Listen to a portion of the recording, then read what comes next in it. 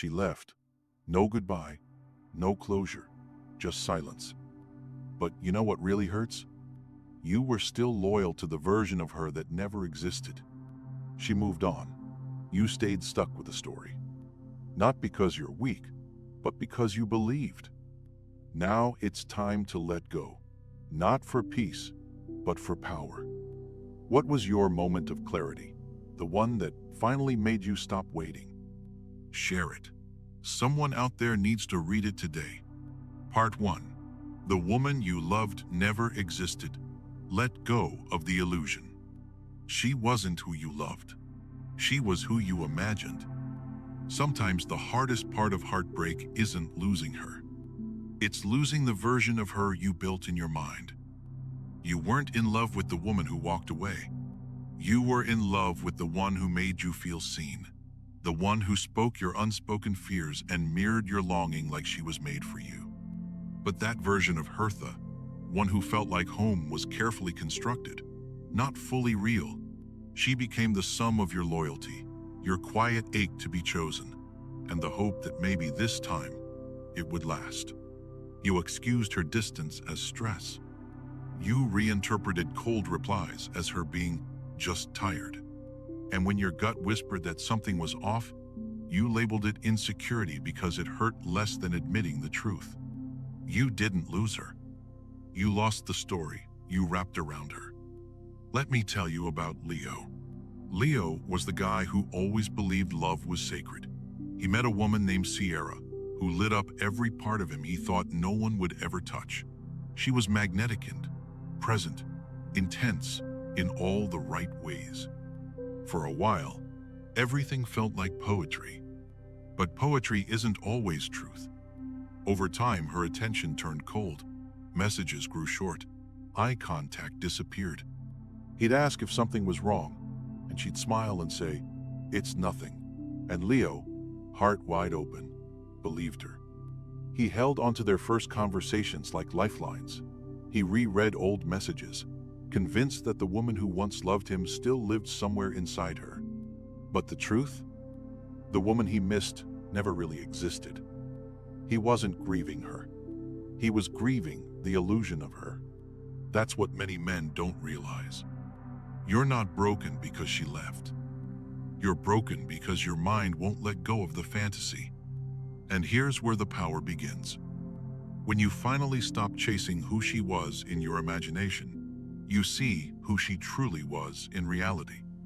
A woman who pulled away when you opened up, who chose distance instead of depth, who didn't respect what you gave, even when it was given without conditions. This isn't bitterness. It's clarity. A Stoic man doesn't cling to fantasy. He chooses to see things as they are not as he hoped they'd be. And that's your first move. Burn the illusion. Every time you replay old memories, reframe them with the truth, not your longing. She wasn't the one. She was the lesson. And the lesson is this. Stop falling in love with potential. Stop ignoring the patterns just because the first few pages of the story felt magical. Start respecting your intuition more than your attachment. When you do, you'll stop chasing ghosts. And you'll start walking like a man who finally woke up from a beautiful lie, grateful for the lesson, but no longer held hostage by the dream. Part 2. Beyond silence, why cutting contact isn't the end. It's the beginning. You stopped texting her. You deleted the chat history. You even blocked her number. But here's the part most men don't realize.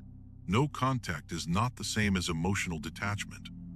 You can disappear from her phone, her socials, even her life. But if you're still hoping she notices, if your silence is secretly a test, then you haven't truly left.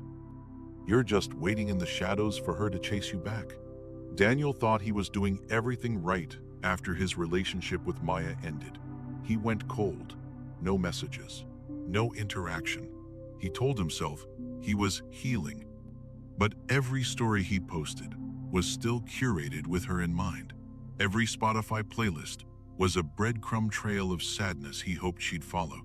He scanned her profiles from an anonymous account, trying to decipher who she was with.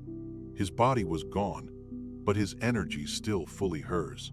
That's not freedom, that's performance. The Stoics spoke clearly about this kind of bondage. Freedom, Epictetus wrote, is not achieved by satisfying desire, but by eliminating it. As long as you crave her attention even in silence, you are not free. You're imprisoned by a ghost. To be unreachable is not to block her.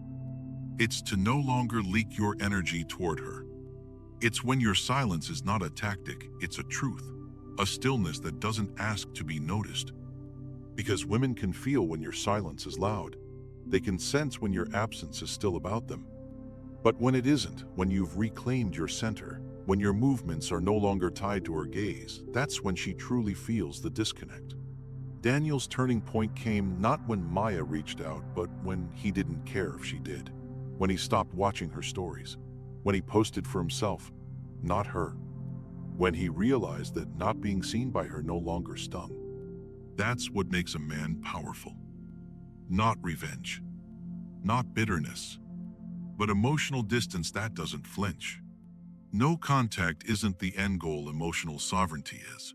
The goal is to reach a state where her opinion, her reaction, even her existence, no longer defines your inner weather. And strangely enough, that's when the universe tends to test you. That's when she texts. That's when she starts lurking again. That's when curiosity knocks. But by then, if you've done the real work, you won't answer to ego, you'll answer to peace. So don't just disappear from her world. Disappear from the version of you that needed her approval to feel valuable.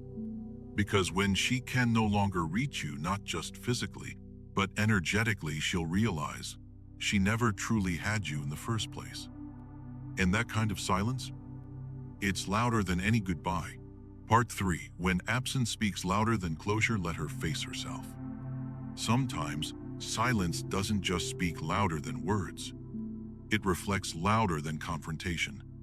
There's a moment, usually after the storm, when she begins to notice that you haven't reached out, that you didn't chase closure, that you didn't post cryptic quotes or try to make her jealous. You simply vanished. Not to punish her, not to win her back, but to reclaim your center. That moment becomes a mirror, not the kind that flatters, but the kind that tells the truth, the kind that shows her who she was when she thought you'd never leave. Adrian learned this the hard way. He had spent months trying to reason with his girlfriend, Kayla. Every time she lashed out, he explained. Every time she distanced herself, he closed the gap. He thought if he could just communicate better, be more understanding, more patient, she'd see his heart. But the more he tried to fix things, the more she lost respect for him. Until one day, she left with a casual, "I just need space." No apology, no explanation. Just the same entitled silence she had always used as a weapon. Adrian didn't send a final message. He didn't beg. He didn't ask for closure. He just disappeared, not as a tactic, but as a truth. He didn't hate her. He had simply run out of illusions. And here's what happened. Weeks later, Kayla started liking old posts, viewing his stories. Then came the texts, "Hope you're doing okay," and "Just thinking about you today." But Adrian didn't engage, because the silence had done something more powerful than words ever could. It forced her to see the version of herself that only existed in his presence.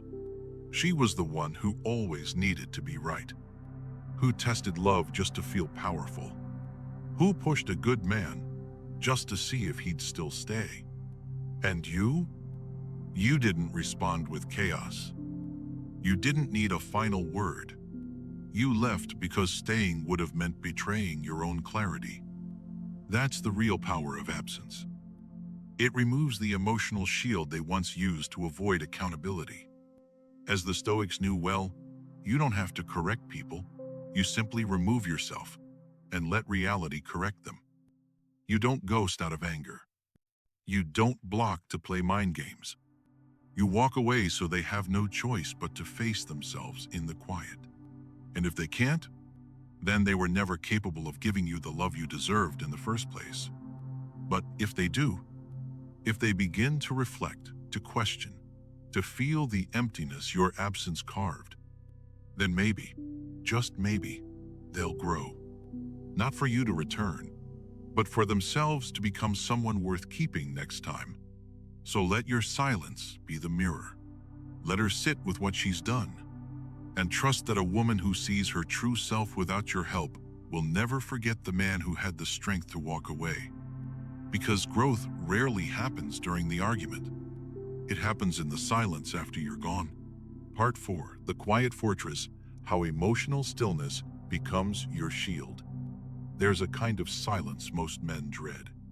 It's not the kind where no one's home, or the kind after an argument.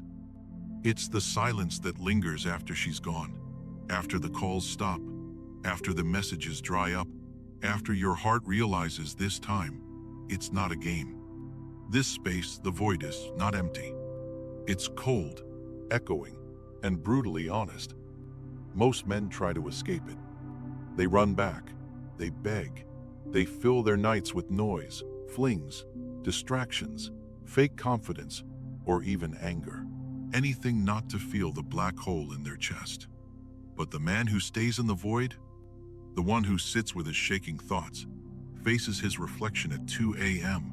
and doesn't reach for the phone, that man evolves. He wasn't born with it. His name is Marcus. And no, he wasn't always stoic. When Rachel left, she didn't slam the door. She just faded, slowly, a few hours longer to respond. Less warmth in her voice. The "I love you" that used to end every call, gone. He knew it was over before it ended, but he still hoped. And when the silence finally arrived, it swallowed him. Marcus did what most of us do. He tried to reason with it, wrote drafts of texts, stalked her socials, replayed every word she'd ever said, trying to decode what went wrong. But then, one night, staring at the ceiling, he realized the truth. He wasn't mourning her. He was mourning the version of himself that only existed through her eyes. He had made her his mirror. Without her gaze, he didn't know who he was anymore.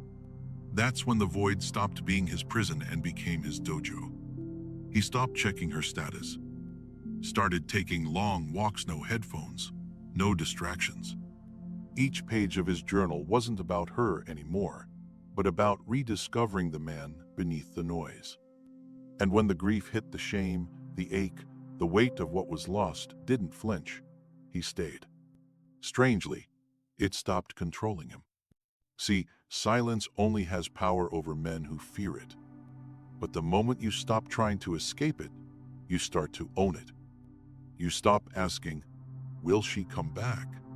and start asking, "Why did I ever abandon myself just to keep her?" That shift, that's where your masculine essence rebuilds itself. Because a man who no longer fears the void is not just harder to manipulate, he becomes dangerous to anything fake, flaky, or fragile. You can't guilt him. You can't seduce him with half efforts. You can't rattle him with absence. Because he is the absent sand, he's made peace with it. Part 5. Break to rebuild, turning pain into the man she can't touch again. There's a moment after every breakup that nobody prepares you for. Not the screaming, not the begging, not even the silence. It's the stillness that follows the part where no one's watching. Where the phone is dry, the apartment feels colder, and you realize no one's coming to check on you. Elijah sat in that stillness. He didn't post quotes about healing. He didn't chase rebound distractions. He just vanished from her world and quietly returned to his own. At first, it felt like drowning, waking up to the ghost of her scent on his pillow, walking past restaurants they used to laugh in, replaying the way she said his name like it meant something permanent. But then came the shift. He no longer opened her profile, started taking long walks, no headphones, no distractions. Each page of his journal wasn't about her anymore, but about rediscovering the man beneath the noise. And when the grief hit, the shame, the ache, the weight of what was lost didn't flinch. He stayed. Not someone chasing revenge, not someone clinging to closure, but a man who defines his worth not by who stays, but by what he builds when everything falls apart. Maybe you've been there too, alone in your room staring at the ceiling, asking questions that no one can answer. Was I ever truly seen? Did she ever really care? How did it all shift so quickly? But here's the truth most men never get told. You're not broken because you feel deeply. You become broken when you stop turning that depth into direction. You were meant to evolve through this, not to forget her, not to erase the past, but to let it shape the man who cannot be shaken next time. There's a strength in staying silent while rebuilding, a quiet pride in not announcing your transformation, and an invisible power in knowing the version of you she hurt no longer exists. And maybe that's the greatest revenge of all quiet growth. You don't need to show her how well you're doing. You don't need to become rich, successful, or admired just to send a message. Because the only message that matters is the one you whisper to yourself when no one's watching. I didn't let it destroy me. I let it define me. So if you're still in that motel room moment, mentally or emotionally, let this be your invitation. Not to run faster, but to sit still. Not to numb the pain, but to listen to what it's here to teach you. Because real power doesn't scream, it rebuilds. Quietly, unshakably, and alone. Part 6. The man she can't replace, but will never admit she lost. She won't text you. She won't say a word. But she watches, quietly. She watches your stories, lingers on old photos, rereads old conversations, and still silence. Not because she doesn't care, but because to admit she lost you would mean admitting she was wrong.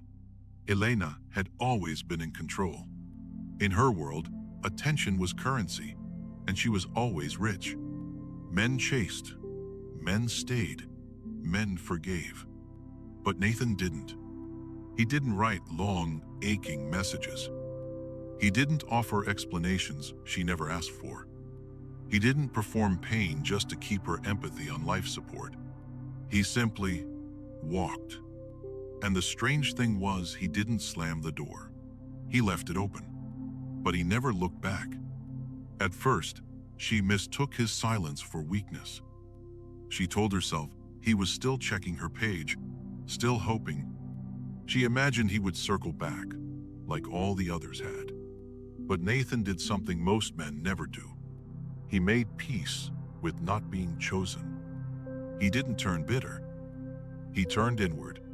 While Elena posted curated moments to prove she was unbothered, Nathan disconnected from the performance.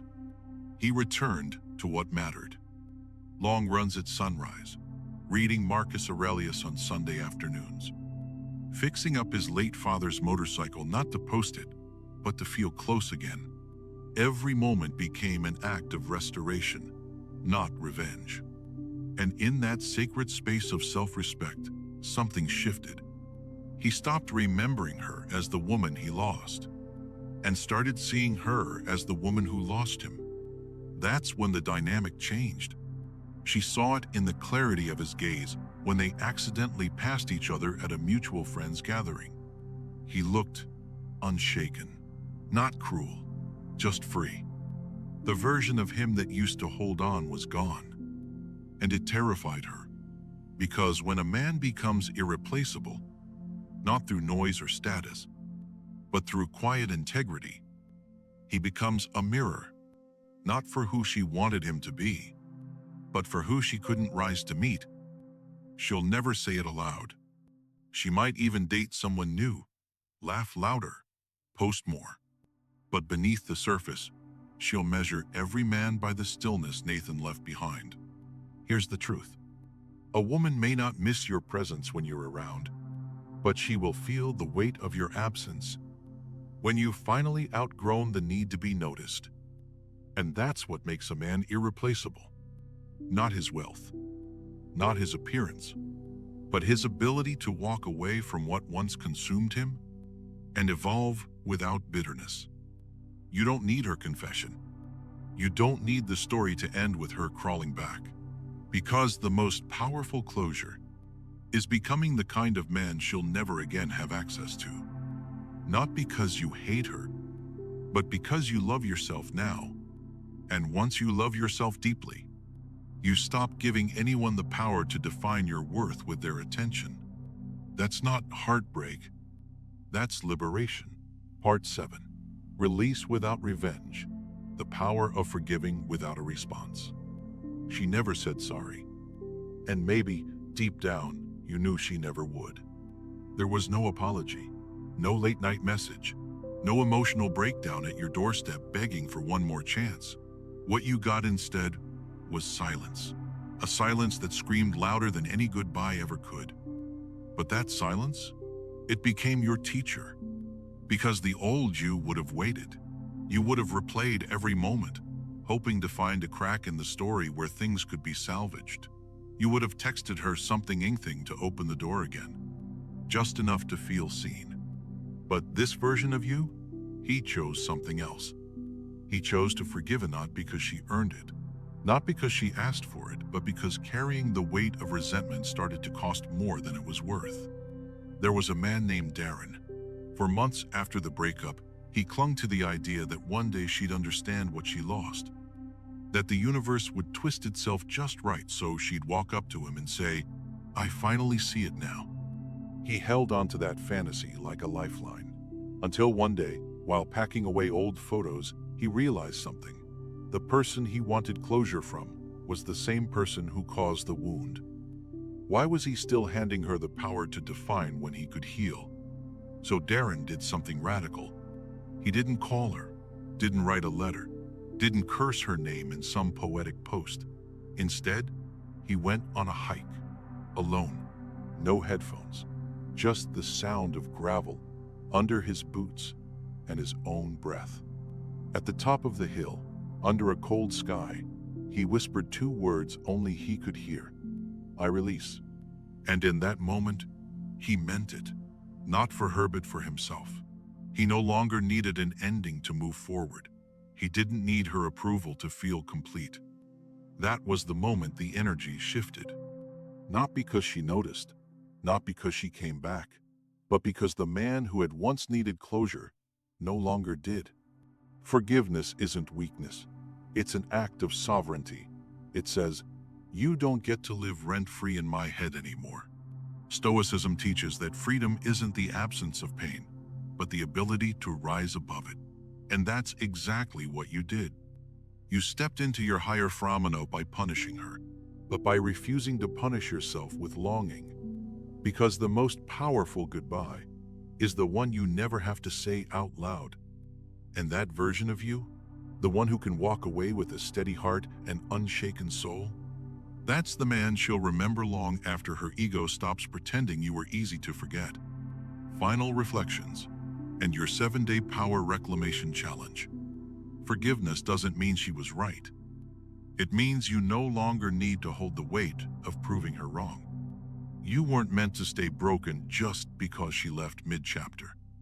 You were meant to turn the silence into steel and the heartbreak into fuel. So here's your challenge. For the next 7 days, do not explain yourself to anyone. No calls, no updates, no emotional leaks. Instead, build one act of self-respect per day. One decision that puts your path above your past. One quiet moment where you look in the mirror and remember, you were never meant to beg to be seen. And if you're done playing small in someone else's story, like this video. Subscribe for more reminders of who you're becoming. And if this spoke to something you've been holding in, share your moment of clarity in the comments. Someone out there needs to read it. This is Petals of Stoicism, where silence isn't weakness. It's your new beginning.